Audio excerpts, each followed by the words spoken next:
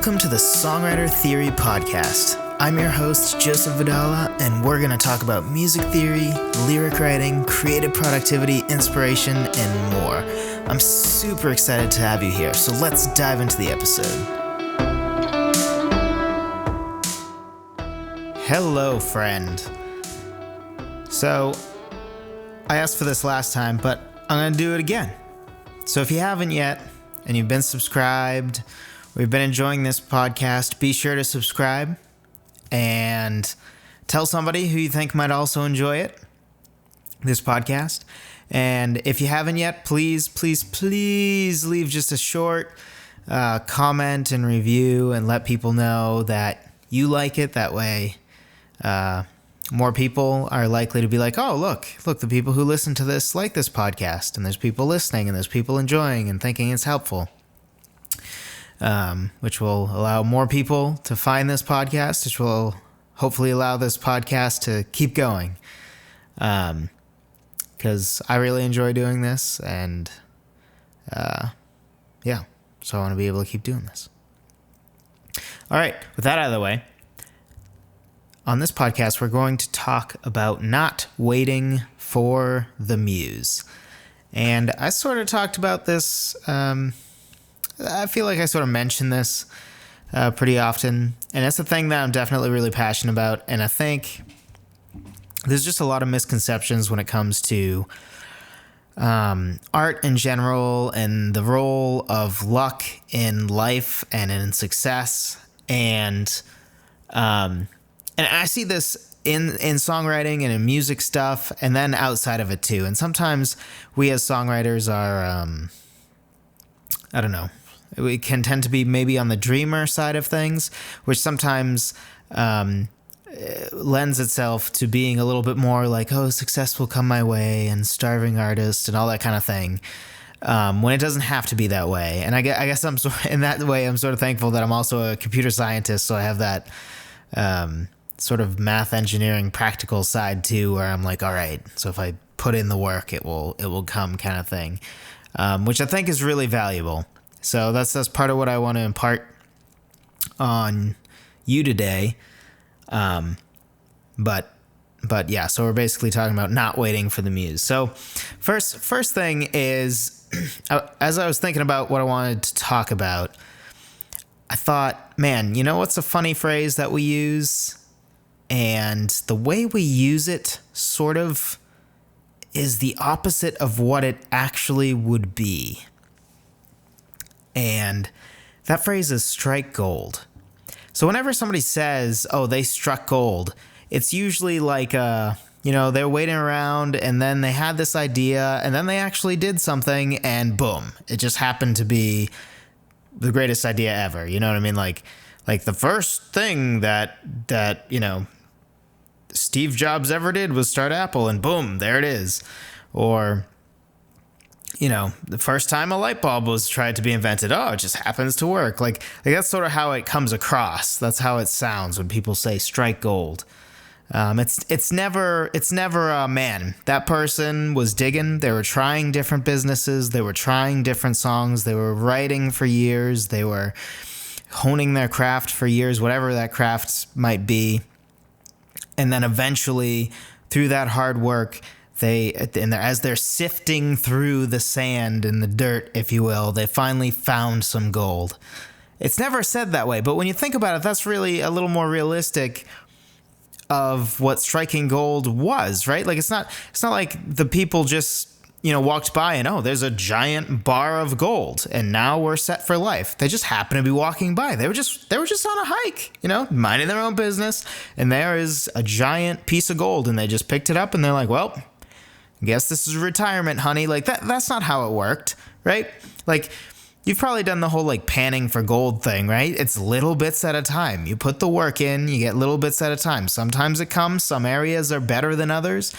Part of it's your resourcefulness, whether you're in the right area or not. There's a little bit of luck involved, sure, but for the most part, like generally where the gold is, and you put the work in, and eventually you're gonna get some gold. And that's really what striking gold is. But nobody says it like that. And I think that's really indicative of how our culture misunderstands success in general, and how they misunderstand just how to succeed. And that's sort of this overemphasis on luck and vast underemphasis on work and doing the right work. Being busy and being productive are not the same thing. We can be busy all the time, but get nothing actually done. Or we're busy, in quotes, but we're busy, taking the dog on a walk and vacuuming the floor. And, obviously those are good things. Take your dog on a walk. But, those aren't the same as taking the time to work on songwriting and to practice your instrument. So success is really doing, just doing over and over, practicing over and over, making mistakes, being okay with that and learning from them, and then doing some more. That's really what success is in a nutshell. It's very rarely overnight. And even when the story is told that way, it's with the backdrop of, yes, they had this overnight success after they learned many lessons from years and years and years of failure. And if you wait for the muse to write, that striking gold thing, if you wait for that, it just might never come, because you're not putting the work in. You can't like what do you expect? To just walk around all day and never write, and then all of a sudden, the perfect idea is dropped in your lap and you know how to write a perfect lyric and song, and then it's good. And then you can just do that enough to write 10 songs every other year, to be able to produce some albums, and you're the greatest songwriter of all time. Is that what you expect? Because I feel like that's how a lot of people sort of treat it. They might laugh and be like, oh, of course I don't expect that. But then they don't, you got to actually sit down and write. Not just when you're feeling inspired. You have to do it. It's work. Just because it's art doesn't mean that it's not a skill. It's not a craft. And the idea, just the overemphasis of talent in our culture is another major problem here, but we'll get to that. So my question to you really is, do you want to rely on luck or rely on skills that you learn from honing your craft? Because if you just wait for the muse, you're just relying on luck, right? Because the muse is sort of a lucky thing. Just sometimes it blesses you with this great idea. And when I say it, obviously the muse is not a real thing. It's just inspiration, and that's sort of the embodiment of it. It's how we humanize it. So obviously the muse in a technical sense is not a real thing, but inspiration, right? And it just sort of strikes at will. You can sort of nudge it and stuff, but for the most part, the muse is considered that that epiphany, that idea out of nowhere. And I don't know about you, but if this is something I'm passionate about, or if it's just something that I want to do, I don't want to just rely on luck. I want to put the work in. I want to get better at my craft. I don't want to have the muse visit me to write a great song. I want to be able to write a great song with or without the muse. And when the muse happens, it's just a bonus. That's what I want, and that's what you should want too. Because then you're not constrained by luck. Instead you're constrained by the skill that you build. You're in control of that. And skill is built through practice. So you got to practice, even if not a single decent lyric or lyrical idea comes from an hour-long songwriting session. That's fine. You just work through some ideas that won't work, or maybe later you might look back at one of those ideas and be like, actually, now I know what to do with that. So if you don't even make time to write, how is the muse going to even have time to inspire you, right? If you're too busy doing everything else except writing constantly, when does the muse even have a chance to get a word in edgewise, right? You're too busy doing other stuff. And you just expect the muse to insert itself in there and smack you over the head and be like, look, hit song, or, great song, or whatever it is that your goal is. So another way to put this is, imagine you're in a drawing, right? A drawing for, I don't know, winning a new TV at some music festival, or winning a autographed guitar at a music festival or something. Now, there's two people. One has 200 tickets. How they got that doesn't matter. But 200 tickets. They have 200 tickets, 200 entries into this drawing. And another person has 5. Now, the person with 5 might win, right? You know, a person, technically, if you have 10,000 tickets and 9,999 of them all belong to one person, there is still an extremely slim chance that the one person who has 1 ticket will actually win that. But the probability of it is pretty small, right? That would be unbelievably lucky, as an unprecedented kind of thing. Like, that just would never happen. It would happen 1 in 10,000 times, actually, which is extremely rare. And so the guy that has 5 tickets might win this autographed guitar. But who do you want to be? Before that drawing is going, who do you want to be? Do you want to be the guy that has 200 tickets, 200 chances? Or do you want to be the guy that has 5? The obvious answer should be 200, right? And that's sort of what writing as a habit is, and not waiting for the muse. Because if you wait for the muse, you know, then you're not really writing that much. So you might have 5 songs, and you know, because you waited for the muse, maybe on average they're on average better than the 200 songs the other guy wrote. But they also wrote 200 songs, so they might have 50 that are great songs, like your 5, and they earned 45 of those, and 5 were because of the muse or something like that. And regardless, in this example, right, the muse or success or hit song or whatever it is you want to be, whatever you think the goal is, regardless of that, the person with more entries, the person with more songs written, the person who put more time in has a better chance.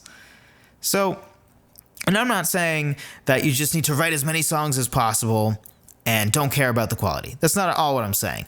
I would consider myself very much more, I write a lot, but I rarely write a full song unless I think this has promise. And then if I get to the first verse and chorus and I still think it's good, then I'll keep writing. If I'm like, I don't know, then I'll kind of let it die. So I have tons of partial songs, because I don't even bother wasting my time finishing songs that I know is just, this isn't, it's not quite right. So I'm not saying that you need to write 200 songs every couple of years or some other obscene number. Like, that's not what I'm saying. What I'm saying is you need to keep writing, and you need to keep writing these partial songs. And whether you see them all the way through, even though you think like, oh, this song's garbage or not, is irrelevant. What is relevant is that you didn't try to write 5 songs this year. You tried to write 200 songs this year. And the difference between trying to write 5 and trying to write 200 is you probably end up with more total, full, completed songs with the 200. And you probably end up with more good songs with that too. Because you didn't just have the Muse-inspired songs. You also had the songs that you worked on and created. And even then, even when the muse strikes, the idea that the muse sort of carries you through the whole songwriting process very rarely happens. It just very rarely happens. And no matter what, your songwriting skills are still going to help you along the way. And this is sort of what I want to end with. And based on how passionate I am about this stuff, that might mean we are still many minutes away. But don't overestimate talent. It drives me absolutely insane the amount of times that I hear people freak out about, like, oh, they're so talented, or another person be like, oh, I'm not talented. Like, talent is maybe the single most overrated thing on the planet. Like, talent matters, right? Like, talent is good. You know, like, you're probably not going to make the NBA or the NFL without talent, probably, like some talent, right? But the idea that talent is the end-all, be-all, and that anybody who's successful was successful because of their talent is just ridiculous. It's just ridiculous. You know what talent is? Talent is all those kids that at 6 years old are prodigies doing incredible things. And you know what happens to the vast majority of them? Do they continue to improve at a rapid pace and they're just a million times better at piano or whatever it is they do than anybody else? No. They tend to even out over time. Over time, they end up being just another really good piano player or another really good chess player. They just developed more quickly. They had more talent. But at the end of the day, talent really just sort of defines your low end capabilities. Like if you didn't work at all, if you didn't try at all, right? If you've like talent, really, if you think about it, is a kid gets to a basketball court for the first time. How decent is he? How well does he hold his own? That's talent. Talent also could be sort of your top end. Like at some point, you're going to be capped by the amount of talent you were given. The problem is most people don't even get close to that, right? So yeah, maybe if you're 5'5" and you have flat feet and something, like you're probably not going to go to the NBA, right? Your probability is very low because you don't have very much talent or any talent at all in that area.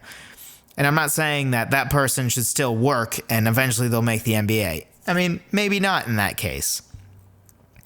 But overall, this idea of talent is just so overrated and it's so overdone. And no, I don't think I can say it better than Calvin Coolidge, so I'll just quote him, which is, I'll read the full quote first and then the part that is most important to me, which is, so nothing in this world can take the place of persistence. Talent will not. Nothing is more common than unsuccessful men with talent. Genius will not. Unrewarded genius is almost a proverb. Education will not. The world is full of educated derelicts. Persistence and determination alone are omnipotent.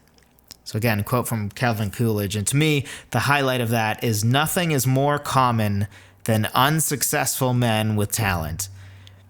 And I feel like just looking at the world, that's incredibly obvious. I know so many people that are talented at so many different things. I really think that everybody has talents. Some people think they're talentless. I think that's a bunch of baloney.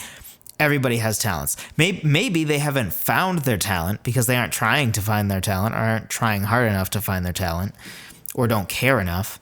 But I think everybody's talented in different things. But at the end of the day, it just doesn't matter that much. At the end of the day, the guy with all the talent in the world who doesn't work at it is not going to be as good as the person who puts in the time. It's incredible. There's so many studies out there about pretty much for anything, even intelligence and how successful one is in school and all those things. Overridingly, the amount of time is the determiner. You probably heard of the 10,000 hour rule, the idea that you become an expert after doing something for 10,000 hours. And there was a lot of, that's not just a made up number. There's actually a lot of research into that. And so don't use talent as an excuse or as an arrogance. Because just because you're talented doesn't mean crap. Who cares? There's a ton of people who are talented. There's nothing more common than a talented guy who's a nobody, who doesn't do anything.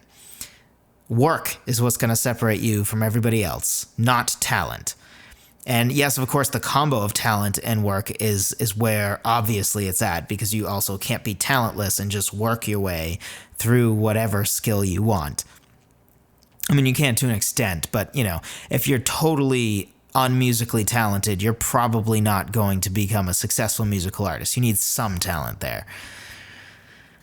So don't use some idea of a lack of talent as excuse. If you know somebody who, oh man, they're so much better at the piano than me, or, oh, I saw one of their lyrics and it was the first lyric they ever wrote and it's so much better than lyrics I write and I've been writing for 2 years, or anything like don't just leave that alone, right? Because they might have struck gold, written a song, and that's all they'll ever do. And who cares? But if you keep working, you're going to keep improving. And work is what makes you get better and better and better. Not luck, not talent. Talent doesn't make you better and better and better. Talent just is that baseline. That's all it is. And on the other side, don't get arrogant because of talent. Because I know so many people who think, oh, well, I'm talented at this thing, so I can just kind of just cruise by, right? That person in high school who's really tall and athletic, and they just kind of cruise by and think, wow, I score 30 points a game in my high school basketball, And I don't need to practice that much because I'm the star of the show just by being myself. And then they go to college and they probably don't make the team, right? Like there's always going to be somebody that's better than you. And at some point, talent just doesn't matter anymore. You could have all the talent in the world and it's not going to matter. And really, no matter what side of this you're on, this should be a good thing to you. Because there's a ton of people with talent. You don't want to put your whole future success on the shoulders of talent. Because there's going to be a ton of people more talented than you and I at any given thing we care about, we want to get better at. You know what a ton of people won't be able to do though is put in the work. They're too busy watching Netflix. They're too busy playing video games. They're too busy doing other stuff that doesn't matter. So this should be a good thing, because if you're talented and you're willing to put in the time, how unstoppable are you going to be? And if you're not as talented as the next guy, but you're going to put in the time, it will be no time. In no time, you will surpass that person. And this isn't to be a competitive thing, but I know how we all think sometimes. We sometimes get down ourselves. Oh, I'm not as good at this one thing as this other person, which we shouldn't worry about. But in general, you can't wait for the muse. You got to work for this. Write when you don't feel like writing. Write when you think you don't have time for writing. Don't rely on talent. Don't weep for lack of talent. Go out, write. And sometimes the muse will strike and it will be amazing. But work for it. Rely on your skill, not the muse. Thanks for listening to the Songwriter Theory podcast. Be sure to subscribe and tell a friend. If you want to jumpstart your songwriting, be sure to download my free guide on 10 proven ways to start writing a song at songwritertheory.com/free guide.